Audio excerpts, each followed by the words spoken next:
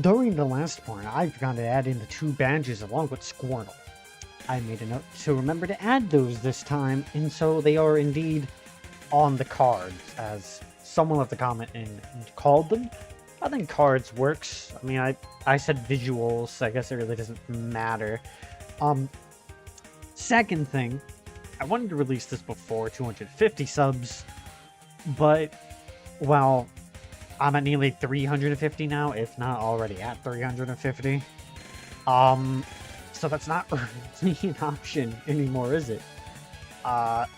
So I have the question of the day will be saved until the end of the video, because I ask a question every day. I think viewer retention and interaction is important. So I think that is all that I have to say. Besides, thank you for the series, making this series go on, and I hope you guys check out my other what ifs. I don't really have any other Pokemon ones. There's Neptune and SMDPZX version, I suppose, but those aren't really good. I wouldn't check those out if I were you. But my other ones, my other ones are pretty great, in my opinion. You might enjoy them. Yeah, let's start off with episode 25, why don't we? Episode 25 begins with Ash calling Professor Oak, just like in the canon. Now, it's possible the other Pokemon trainers haven't gotten their 5th gym badge yet, but Gary should still have caught around 30 Pokemon, leaving Ash quite far behind, as he's only at a measly 10, a third of what Gary's was at. Not to mention, he has barely any type diversity. He does, however, mention he has a pink Butterfree, and brings up a place called Pecan Island. But that's neither here nor there. He bids Ash farewell, and he's having tea time with the rest of Ash's Pokemon that aren't with him at the time. Brock offers Ash one of his famous jelly-filled donuts, and notices Ash is down. He mentions how far behind he is from Gary, and Brock, once again, offers him one of his famous jelly-filled donuts to calm his nerves. Nothing beats a jelly-filled donut, after all. Jelly-filled is the greatest. As Ash and Brock are eating, however, they take notice of a rustling in the grass. They take a look back and see a Vulpix. Ash, upon seeing it, immediately wants to capture the Pokemon. The shy Pokemon, however, is intimidated and runs away. Ash doesn't allow it, however, sending out his Pidgey, telling it to chase after it. Pidgey used Quick Attack to hit the Vulpix and quickly gained a lead. After landing the Quick Attack, Ash ordered Gust, but the Vulpix spat out an Ember. The Ember hit Pidgey and sent it flying downwards, but Ash ordered Pidgey to use Sand Attack. Pidgey used the Sand Attack to counter another Ember, thus putting out the flame. The Pidgey and Vulpix tackled each other, and while the Vulpix was dazed by the attack, Ash threw a Pokeball and captured the Nine-Tailed Fox Pokemon. Which, it's weird because Ninetales is also the Nine-Tailed Fox Pokemon. I gotta think of a better cinnamon. With that, Ash finally has a bit more diversity, finally having a fire type after 4 badges. However, he still has to make the Celadon before he can truly catch up to his rival Gary.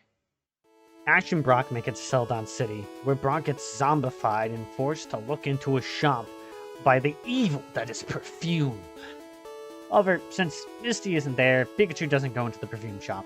And because of that, Ash just goes to the gym. The gym trainers would inform him that their gym leader isn't there, and that they would battle the next day. Ash agrees and runs off. During this time, he switches out his Pokemon.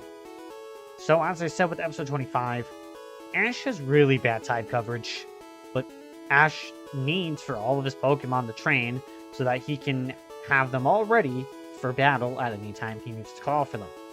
So with this in mind, he decided to rebuild his team from the ground up, ignoring how much he has or has not used Pokemon. At least for the time being, Ash decided to switch out his party. Pikachu and Pidgey were obvious stays, being his only electric and flying types, with the exception of Butterfree, but he has so many bug types as it is, that the bug type needs to be taken more into consideration than the flying type. Then he decided to bring Bulbasaur and Squirtle, due to them being Pokemon he really doesn't have much experience battling with. And he also brought Vulpix to take care of grass and bugs types. He was going to bring Beedrill to deal with the grass-type specialist, since he has Fury Cutter and Bug is super effective against grass. But he figured that Sandshrew would be a better choice in the long run, so that he has something to take care of the pesky electric types, possibly trying to take out his Pidgey or Squirtle. Plus, you could always use Bulbasaur against the grass type of Erica's, and it would be an even match. Not as good as Beedrill, but it would work nonetheless. It's here I would like to point something out and ask your guys' opinion. As you all know, Team Rocket hasn't made an appearance because they were arrested in Episode 1. That is for two reasons. The first being that they're annoying to deal with, and the second is because I think someone with brain cells would have concocted a plan to get them arrested, since they're always causing problems with what feels like Ash's day-to-day life. On top of that, I don't think they provide Ash with much EXP, or really anything story potential, or any story potential, as a lot. While we have missed a lot of events, Ash missing the events is what makes this what if different. I feel like a lot of what ifs involve the SSN, or at least try their best to involve it. Anyway, to cut it short, should I bring Team Rocket back or not? Leave a comment down below after you hear the question of the day at the end of the video. Let's continue. The next day comes around and Ash is ready to battle. Erica starts off with her Tangela, and Ash does the same thing he does in canon by sending out Bulbasaur. Now you might be confused why he do this when he has Pidgey and Vulpix with him, but think about it for a second. Pidgey is his ace in this round, so he doesn't want to use Pidgey right away. And he's never used Vulpix before, he has no battle experience with them. While Bulbasaur doesn't have any actual battle experience with Ash, Ash has trained with Bulbasaur before and knows about his moves and his powers and what they do. Unlike, well, Vulpix. So, while Bulbasaur is type neutral, it is best that Ash uses a Pokemon he knows how to use, rather than using his ace or gambling with the Pokemon he's never used before. Ash starts off with his Bulbasaur using Razor Leaf to keep distance, and Tangela dodges in between and uses Tackle to hit Bulbasaur back. Bulbasaur counters with a Vine Whip, and Tangela is sent flying a bit. However, as Bulbasaur uses Tackle, Tangela constricts the bulb Pokemon. Tangela tries to use Stun Spore. However, since they don't affect Grass-type Pokemon, Bulbasaur gets off a free Tackle attack. Finally, the two Pokemon tackle each other, knocking both out. Ash returns Bulbasaur, and Erica sends out Weeping Bell. Ash counters by returning his Bulbasaur and sending out his Vulpix, still wanting to save his ace Pokemon for last. Weeping Bell uses Razor Leaf, and Vulpix uses Ember to counter. However, Ember is unable to counter all of the leaves, and so some of the not very effective attacks hit Vulpix. Weeping Bell uses Stun Spore, however Ash counters with the Sable, which, well, disables the attack. Ash then orders a Quick Attack, which allows Vulpix to hit the Pokemon multiple times. Vulpix then uses Ember at close range against the Weeping Bell. Weeping Bell uses a close range Razor Leaf as well, making the Vulpix tense up as the attacks hit him. Ash tells Vulpix that's fine, and tells him to push through and keep using Ember. At point-blank range, the super effective attack overtakes Weeping Bell, and Weeping Bell naturally retreats out of Reflex, which wasn't what Erica ordered. Vulpix then used Quick Attack to hit the Pokemon again and knock out the Weeping Bell. Ash cheered Vulpix and then returned it for it to rest in between rounds, just in case Pidgey fails. Ash finally sends out his Pidgey, while Erica sends out Gloom. Ash immediately orders Pidgey to use Gust, which failed to do any obvious damage besides making the fly brace itself. Gloom let out a poisonous powder out of its head towards Pidgey. However, Pidgey once again used Gust, forcing the powder back towards Gloom. After all, powder and mist-based attacks are useless against the Pokemon with enough power to blow them away. He knew this well enough after training with his Bulbasaur. Both Ash and everyone watching were aware that if Gloom doesn't reach Pidgey, it cannot win this battle. Eric ordered a change of tactics, making Gloom use acid instead. Ash and Pidgey were surprised by this attack, expecting Gloom not to know any ranged attacks, causing Pidgey to get hit and fall to the ground from above. Gloom launched out green tendrils from its flower and caused them to wrap around Pidgey, sucking his health away.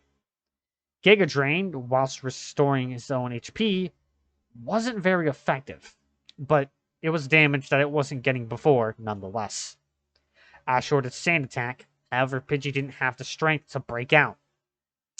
At last, Gloom stopped the attack and Pidgey fell to the ground. Not wanting to fail its trainer, as his first capture and the leader, Pidgey stood on her feet and spread her wings proudly. She refused to be taken out by a measly Grass-type Pokemon. Pidgey used Sand Attack to blind the Grass-type before landing multiple quick attacks as Gloom was blinded. Finally, Ash ordered one more Gust, which pushed the Gloom off its feet and rolled on the ground. Both Pidgey and Gloom got to their feet exhausted, but the Gloom finally gave out from the relentless attacks.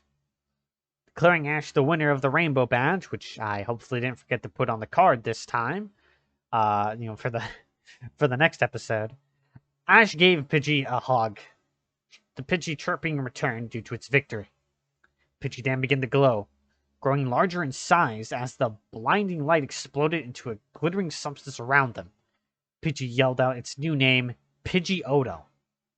Ash was elated to have another evolution on his team, and Pidgeotto's other Pokemon were happy as well. With the exception of his Beedrill, who, after figuring out what happened over the phone, wanted to stab the bird Pokemon for hugging her trainer. After all, Beedrill does not like people near its trainer. With that, I'm cutting it a little bit early, which might not seem like it on the video length. However, my motto, or my thought process was I was going to do at least 3 episodes every episode of the What If. However, we only ended up doing 2 episodes, 25 and 26. However, with how the gym battle was written, I think it's okay that we only did 2 episodes. But aside from that, I have to ask the question of the day, and that's the main reason I cut it early here. Do you want Jesse and James and Meowth to return? I personally wouldn't, but you guys are the audience, and I'm giving you guys some leeway and choice in the what if. And the second question is whether or not you'd like to pick out a Pokemon for the series. I've had multiple requests for certain Pokemon, but I know people would prefer, some people at least, would prefer for the creators' show to remain unchanged. So, in reality, you have 3 questions. Do you want Team Rocket to return? Would you like to pick a Pokemon for the series? And if you do, what Pokemon is that?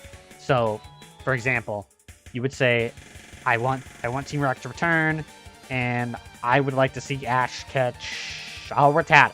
No, I know none of you want Ash to catch a Rattata, but still, my phone went off. That is a text message. That is a text message, but because I checked my phone, I realized I forgot to add Pink Butterfree. I will add it in the next episode. I promise. I will literally do it as soon as I stop this recording. So yeah, do you want Team Rocket to return? Do you want the fans to add a Pokemon to the series? And if you do, what is your vote? Catch you next time. Goodbye.